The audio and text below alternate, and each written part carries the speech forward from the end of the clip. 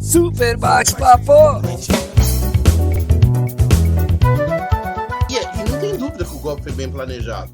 Porque não foi essas quarteladas comuns que tem aqui na América Latina. Aparece meia dúzia militar, faz um pronunciamento. Não, até porque o Brasil é um país bem maior do que isso, né? Um país mais complexo do que isso. E aí o que houve foi, na verdade, uma articulação para envolver a sociedade, né?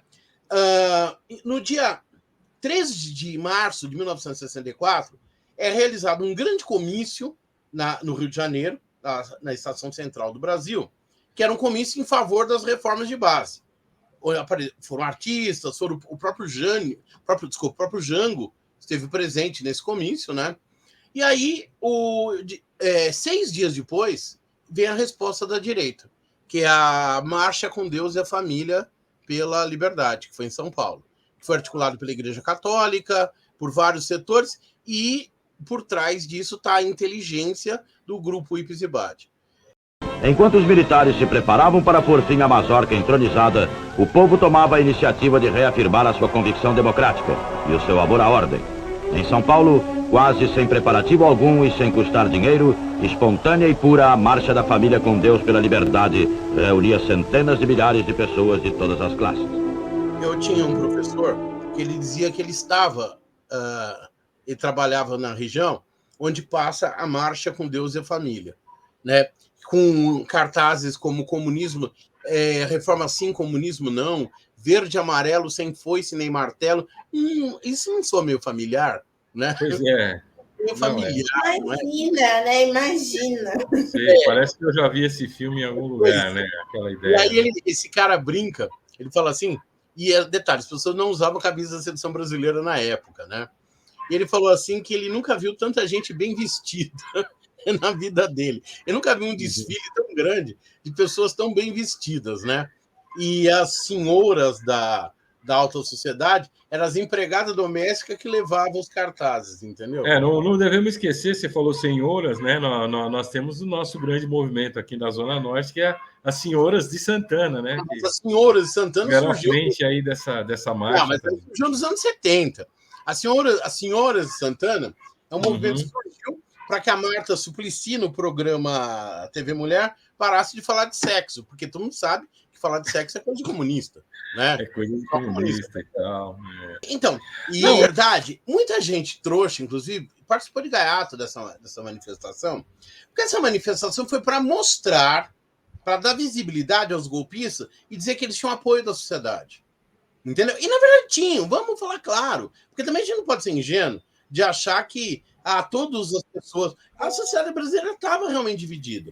E aí foi... Mas também tem uma coisa que foi feita que não é novidade, né? Que também a gente tem um paralelo, que é a ideia do seguinte, a mídia estava por trás, fazendo também a sua parte, né?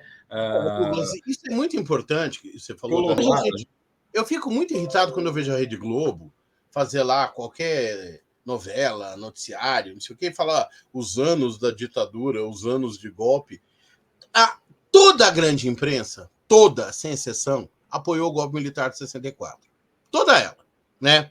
O Globo, o Estado de São Paulo, a Folha de São Paulo. A Folha foi mais longe ainda. A Folha, que hoje brinca de ser um jornal progressista, né, que ninguém acredita, é óbvio. A Folha de São Paulo, o Grupo Folhas, na década de 1960, chegou a dar veículos para repressão, para transportar prisioneiros. Tá? Então, o Grupo Folhas tinha um jornal chamado Folha da Tarde.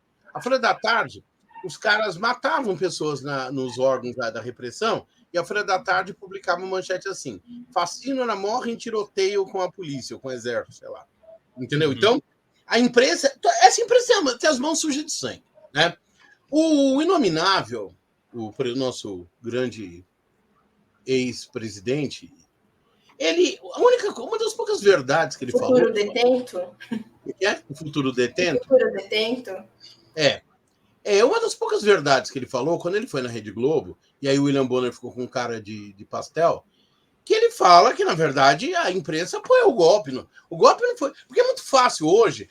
Os militares são um bando de safado. Eu vi a Miriam Leitão uma vez, falando do golpe, criticando, claro, falando, não, os militares isso, os militares aquilo, a sociedade ficou refém dos militares. Assim, é muito fácil também você culpar. Eu não estou absolvendo os militares, por favor, né? Mas fica muito fácil você eleger exclusivamente os militares, como se amplos setores da sociedade civil não tivessem colaborado com o golpe. O mais irônico é que muitas das senhoras e senhores que participaram da Marcha com Deus, né? Filhos, netos, sobrinhos dessa gente, depois acabou indo para o pau de arara, acabou morto, entendeu? Porque o Eduardo Suplicy, ele conta uma coisa muito curiosa, que ele era estudante na época, ele voltava de uma reunião onde as pessoas estavam lá defendendo o governo, defendendo as reformas de base, e o pai dele voltou de uma reunião onde estava se articulando o golpe. Entendeu? Ou seja, até famílias foram divididas nesse processo, né? Agora, para terminar essa parte aqui, né? A desculpa, o pretexto, na verdade, do golpe, é importante, gente, a gente pensar o seguinte: o golpe de Estado no Brasil em 1964, ele não foi um fato isolado no mundo. Existe todo um processo da Guerra Fria, dos Estados Unidos apoiarem governos e ditaduras de direita que combatessem a suposta ameaça comunista. Por suposta ameaça comunista, entenda-se qualquer governo que tivesse uma política econômica que incomodasse os Estados Unidos. Qualquer governo... Porque, assim, é uma estupidez gigantesca. Alguns falam de sacanagem, outros são realmente estúpidos. Dizer que o governo João Goulart fazia o Brasil caminhar para o comunismo. O João Goulart, ele era um líder populista, um cara que realmente tinha muita expressão popular, mas ele era um latifundiário, entendeu? Ele era um latifundiário, ele era um burguês reformista, o João Goulart, né? Ele era um burguês que acreditava nas reformas. Portanto, o próprio Partido Comunista, que era a maior força da esquerda brasileira na época, o próprio Partido Comunista não tinha uma política revolucionária. As pessoas têm que estudar um pouco, vai lá, lê os documentos do Partido Comunista.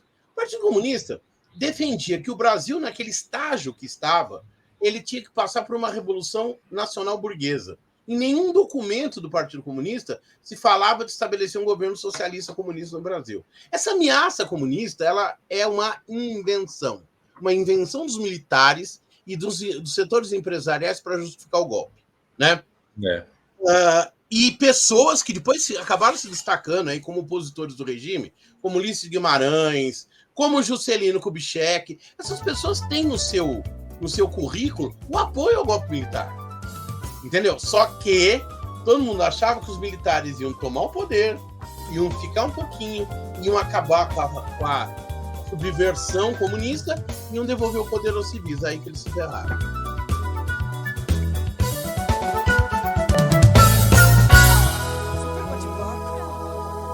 Super bate-papo!